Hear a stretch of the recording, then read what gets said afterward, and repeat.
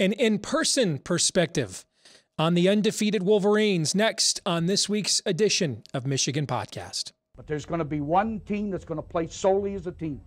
No man is more important than the team. No coach is more important than the team. The team, the team, the team. Looks deep for Anthony Clark. Waits for it. Hit. Caught. They said you can't be Ohio State. Now what? Brady gets terrific. Throws it. Get it. Touchdown. Knight again. Schultz just before Brazil got him. And a leaping interception by Woodson. Harbaugh back to throw over the middle. Caught by Collier at the 5 on his feet. Touchdown, Michigan. On its way. It's good. He's 5'7", 179 pounds, a junior at Michigan. But Jamie Morris packs a wallop, and he delivers for Bo Schembechler. And here's your first play. Pressure coming. Sack. It is Glenn Steele, number 81, who fought his way through the traffic. Option. And Robinson calls his own number, and he's going to score. Oh, an easy touchdown for Robinson and Michigan.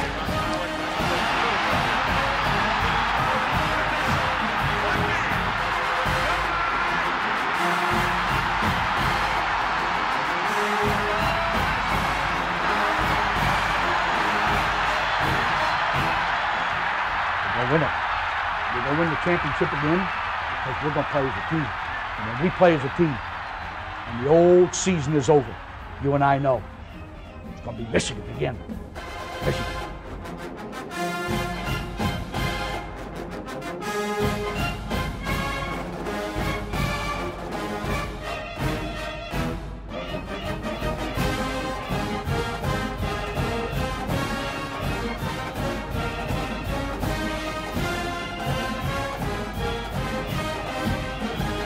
Go Blue, I'm Steve Deace. Welcome to this week's episode of Michigan Podcast. We are back to normal programming after a crazy week last week. I hope you had a chance, though. If you're one of our Patreon supporters, you got a chance to go listen to the exclusive podcast I did for you over on our Patreon page at patreon.com/Michigan Podcast. I made kind of a trip down memory lane as I made my first trip to the Big House last week since 2016, and looking back over the course of my other previous trips to the Big House and the memories from those games.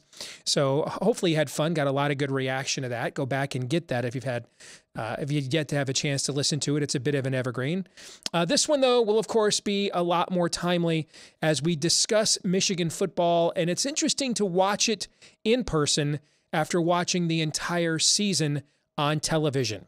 We'll get to that here in a second, but first, a word from our title sponsor over at Prize Picks.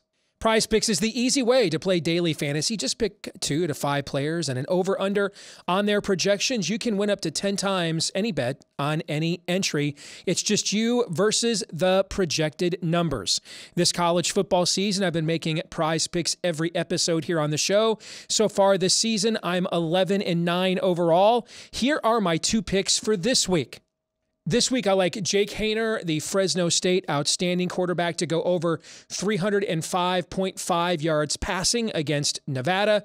And I like former Michigan Wolverine Zach Charbonnet to get over 125.5 yards rushing for the Bruins against USC. Don't forget, you can do this all over at Prize Picks, the award-winning, easy-to-use mobile app, both on the App Store and Google Play, the best legal way to play player props in states like California, Florida, Texas, and, of course, Michigan. When you download Prize Picks today, set up your account using the promo code Michigan. You'll get an instant deposit match of up to $100. That's right. An instant deposit match for up to $100. So download the Prize Picks app today on the App Store or Google Play. Use that promo code Michigan for an instant deposit match of up to $100 from Prize Picks. And now back to what Michigan football looks like in person compared to watching it on TV. First of all, just a tremendous atmosphere, a ton of fun. It's still amazing remembering what the Big House was like as a kid. It was just a momentous structure, but now I mean, so many great changes have been made. It's a cathedral now. It's a Taj Mahal of college football now. And from where I was sitting, I, for the first time this season, got the all 22 look, if you will, the eye in the sky look at a Michigan football game as opposed to what we see just watching on TV. And I've got some thoughts that I want to share.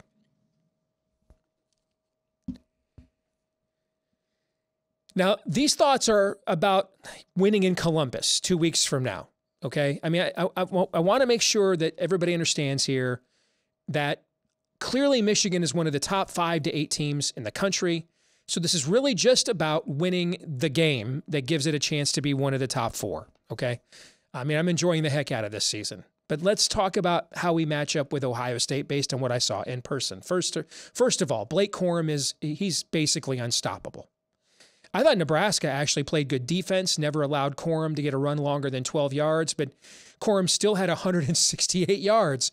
There is almost nothing you can do between the onslaught of Corum himself, our outstanding offensive line, and frankly, Jimmy's stubbornness just to keep running the football no matter what. Those 3 things make it impossible to stop. And when you watch our offensive line, man, we finish a lot of blocks violently. Even on plays that don't gain a lot of yardage at times, so you miss it, we play nasty. I also thought, though, our pass pro was shaky too often at times. Basically, as we get into this now, my concern is the entire passing game to me. It looked broken. I thought there were few open receivers most of the game.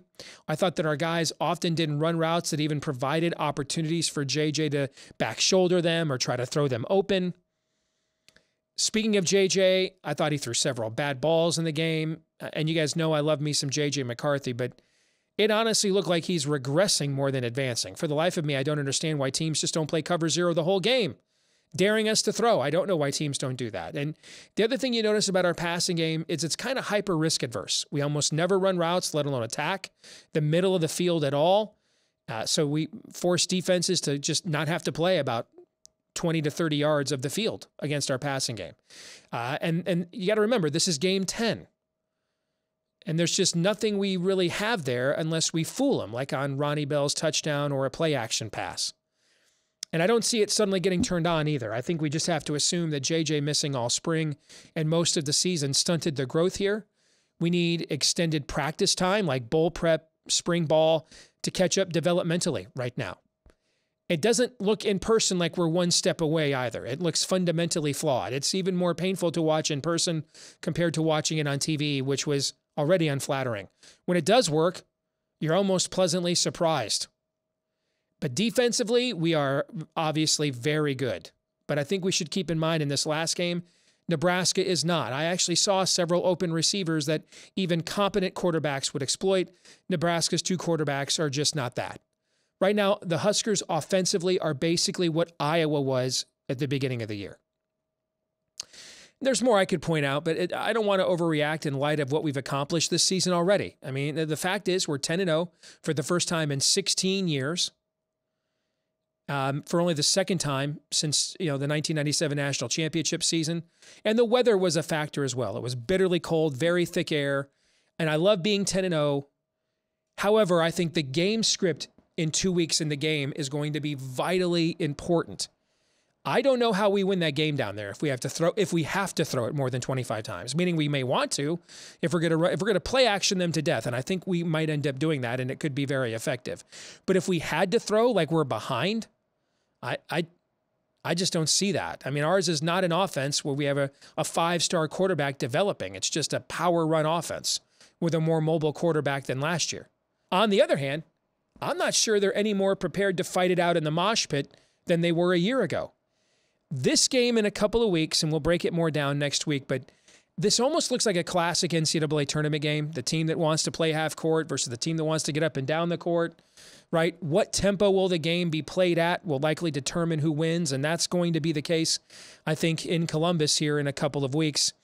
Of course, Michigan has one more game between now and then against Illinois, who's a good team.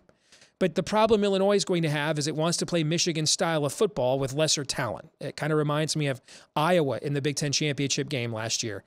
There's not a stylistic contrast or challenge there. So you're asking Michigan to play what it faces in practice every day, all year round, but with lesser recruits. I just think it's a bad matchup for Illinois. Nevertheless, though, Illinois will punch back for sure. But Ohio State is not going to want to play this game in a mosh pit. Michigan is not going to want to play first one to 40 wins. Like, it's fine if it's 42-27 like last year, but Michigan doesn't want to have to win this game 45-41, 42-38. So styles make fights, and it is certainly that's what's going to make the fight in Columbus here in a couple of weeks. Speaking of Ohio State, let's talk to our one reasonable bucknut friend, Mark Rogers, here next.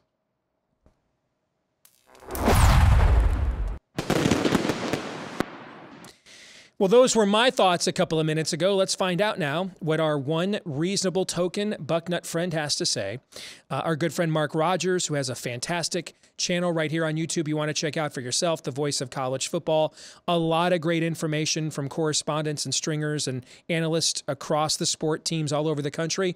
Good to see you again, Mark. How you been, man? Steve, I'm doing well. You are on target. There's no question. Buckeye fans like myself have been anticipating this Maryland matchup the entire season, just gearing up for this one. So, I gave what could be a slightly harsh assessment of what I saw in person in a game that was 34-3. And I just want to restate again, I'm doing this in relationship to beating a top 3 team on the road where you haven't won in 20 years, right? I'm not sitting here and saying Michigan is not a legit top 5-8 team in the country. They are. I'm not saying they haven't proven themselves. They have. The reality is this is an elite program everywhere except the passing game right now. There's not really, you can find, and when I say there were open receivers, I mean there were more than 34-3. Like maybe it should have been more like 34-14. Okay. So, I'm nitpicking here, but that's because we're playing the top 1% of college football for the right to play the top 1% of college football here in a couple weeks. So the margins get slimmer. And there's something else I want to share with the audience and get your take on as well. I looked up these numbers, and this was not the most encouraging thing I've seen recently. So the last 3 games, which is a quarter of the regular season, Spencer Petras at Iowa, 48 completions, 52% completion percentage, 506 yards passing, 3 touchdowns, no interceptions. J.J. McCarthy, Michigan, 36 completions, 54% completion percentage, 447 yards, 5 touchdowns, 0 interceptions. Now, I obviously do not believe Spencer Petras has the same kind of talent and ability as J.J. McCarthy. But what I am concerned about is if we have to play at Ohio State's tempo, I don't think we can do that. Now, I don't know how well you guys can play at ours, okay? But I am concerned that the game script, I think, has to go a certain way for Michigan to win. And the one caveat to what I'm about to all of this is, let me point this out. In play action passing, Michigan, I think, actually has the highest QBR in America. McCarthy's numbers in play action are incredible. But we're only running like 3 or 4 play action passes an entire game. So that has me wondering if this is kind of like the old days where Bo and Woody are holding stuff back and practicing for each other a little bit all year long.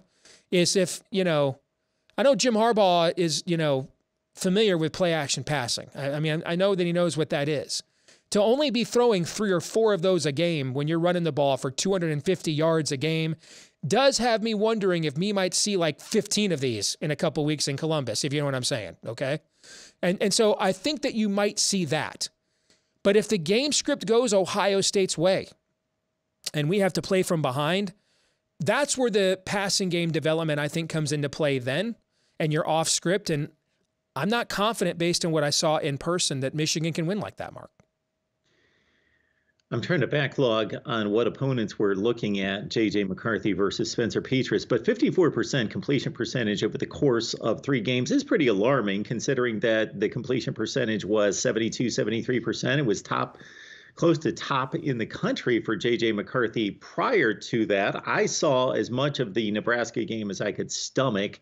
There were better games on. It wasn't competitive. It just without Casey Thompson out there, Nebraska doesn't have a shot against anyone who's decent at all. They've scored like 25 points in 3 games since he was shelved.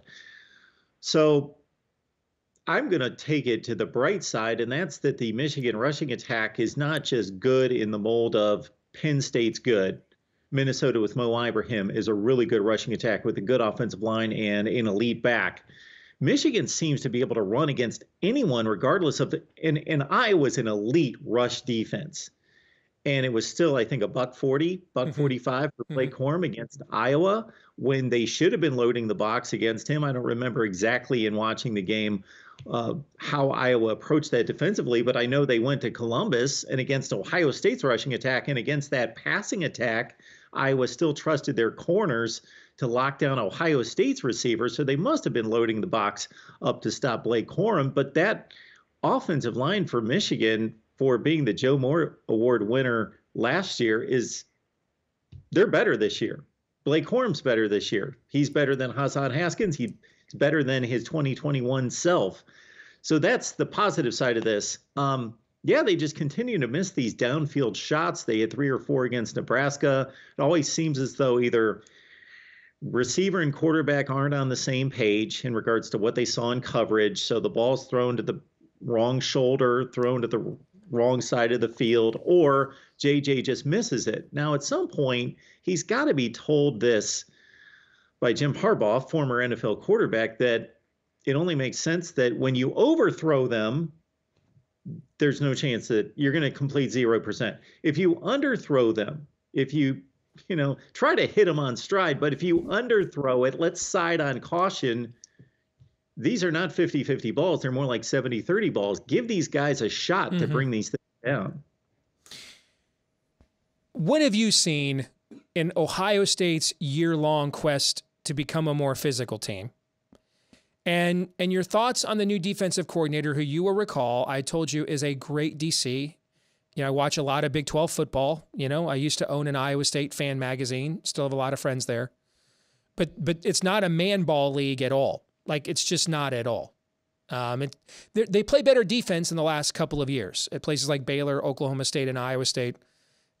They played better defense than what we traditionally are used to in the Big 12. But it's not a man ball league.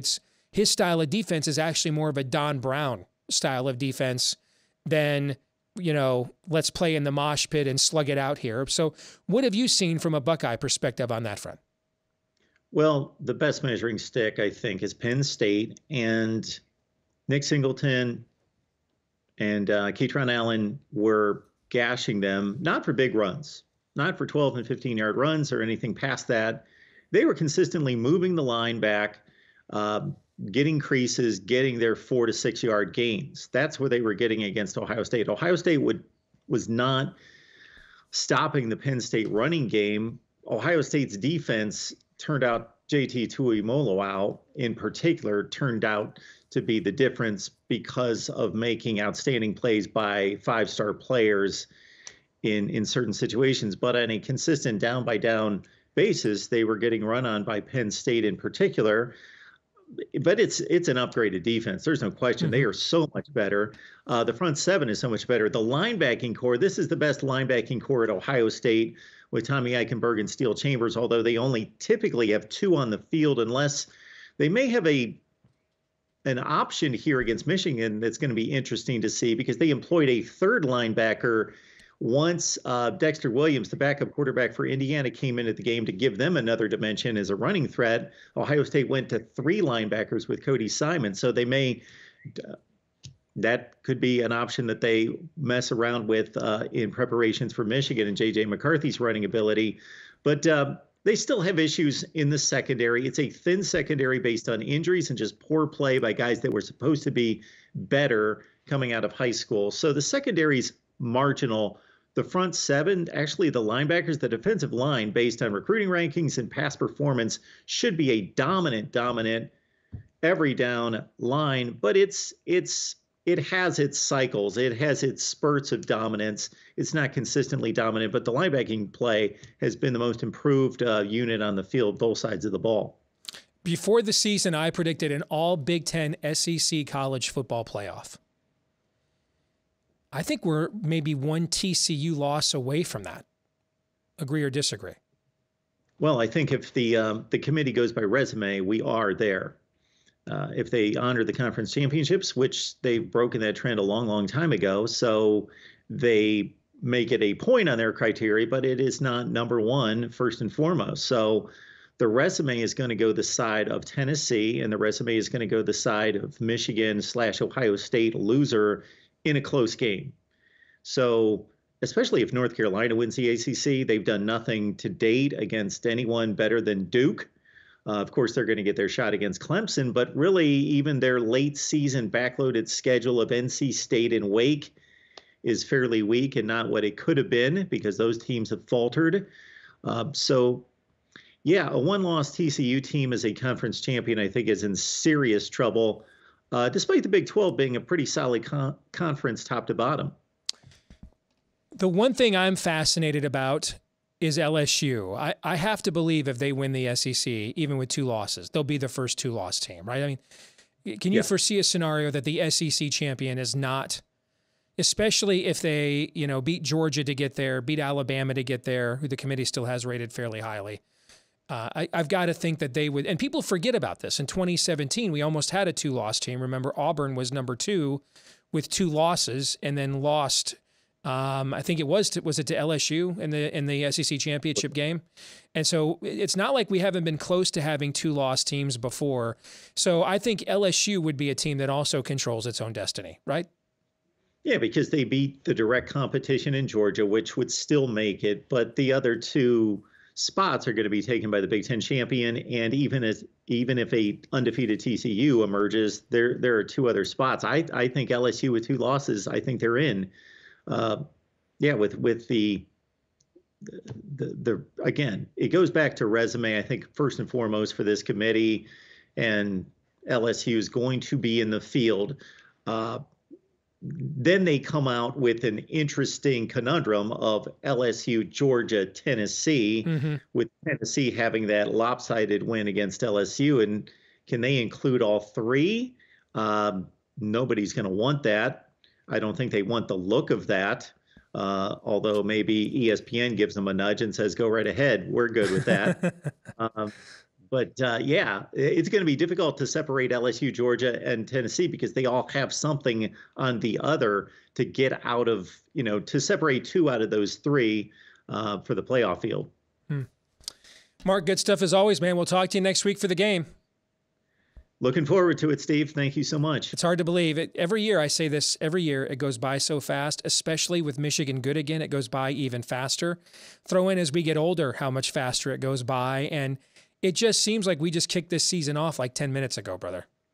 College football fans, it's not the NBA, it's not Major League Baseball. Right. Cherish it when it's here. It's the shortest season of all, so cherish it. Amen. Absolutely. Amen. Wise words. Hey, we'll see you next week, all right? God bless. Thank you. This week's Twitter poll results, which phrase best describes how concerned you are about Michigan's passing game heading down the stretch of this stellar season? 46.4% of you said, just win, baby, you don't care. 34.3% of you said what I said, which is danger, Will Robinson. 19.3% of you gave the answer, I wish in my heart of hearts I could. I'm just enjoying the ride either way. I wish I could say that. And hey, if we lose to Ohio State in a couple of weeks, nothing will take away from how great of I'm never going to be. If we go 11-1 and beat one of our 2 major rivals every single year, you'll never hear a complaint out of me. Period. That's a great season. Period. All right. So I think though, given the unique stakes here, where we're both talking about being undefeated and maybe 2-3 in the country, I think that game deserves to be kind of analyzed in a vacuum, separate from the rest of the season until that game is played, and then you put the entire season into context at that point. Which brings us to our feedback of the week. Paul Skoll says, I really like your podcast, but this comparison is just, We're 10-0, not all is bad. I just said that. I said that when I made the points that I made. We're having a phenomenal season. This is really just about, okay, we're in rarefied air, it's a hell of an accomplishment to get there, and I'm enjoying it immensely. then the question is now, can you take that final step? And that's just me trying to analyze the final step. I think there's every bit the questions about Ohio State's physicality as there is about Michigan's ability to throw the football if it has to. And that is one of the things that's going to make 2 weeks from now so damn fascinating. This isn't Bo and Woody, Bo versus, or Woody versus Little Woody. These aren't programs that look like kind of carbon copies of one another stylistically. I mean, they're stylistically, culturally, in terms of what they emphasize. Ohio State really is a finesse team trying to play physical, and Michigan's a physical team hoping it doesn't have to play finesse. All right, so it's going to be fascinating to see which side can Ohio State get up to a quick 14-0 kind of a lead that maybe staggers Michigan and gets it out of its element, or can Michigan play the boa constrictor game all the way through, hang around, get to halftime, make its halftime adjustments. It's got a legendary streak going on right now in the second half of games in the last month or so. These are all fascinating subplots of a singular event, the game. I'm just talking about that. In no way, shape, or form would I detract from this season at all. It's been a hella ride. That'll do it for this week's episode of Michigan Podcast. Want to give a special shout out to Jay and to Joe. Both of you made our family's weekend in Ann Arbor exceptional. You made us feel very welcome. You guys made sure to point us in all the right directions to make everything happen. So to both Jay Flannelly and Joe Simon, a special thank you to both of you. You guys, we owe you one. You guys did a great job for the Dace family, and we are very, very appreciative. And we're also very appreciative of all of you. Thank you for tuning in here this week on Michigan Podcast. Remember to like, rate, subscribe, share, 5-star review, whichever applies, however you watch, like here on YouTube, or listen, like maybe on iTunes. Help us to find more Michigan fans just like you. And also, don't forget to follow us on Twitter in between episodes at Michigan Podcast. Until the next time, I'm Steve Dace. Go Blue.